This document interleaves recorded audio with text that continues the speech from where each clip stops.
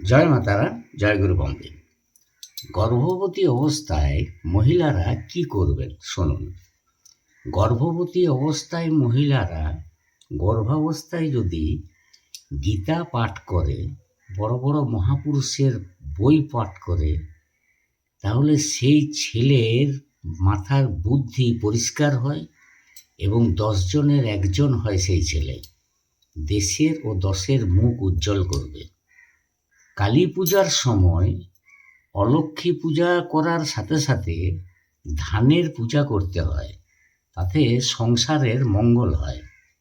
পান পাতার মধ্যে কুনকেতে ধান রেখে তাতে কড়ি সুপরি রেখে লক্ষ্মী পূজার মতো পুজো করলে সারা বছর ভালো যায় এবং সংসারে সকলের শ্রীবৃদ্ধি ঘটে।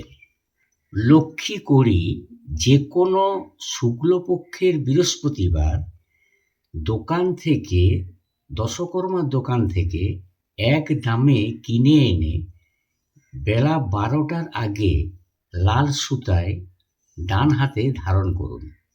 কড়ি ফুটো করা চলবে না। দেখুন, সময় খুব ভালো যাবে। তোমাদের পাশে আছি। সকলে ভালো থেকো। আমার ভিডিও ভালো লাগলে পাশে থেকো। রাধা রাধা।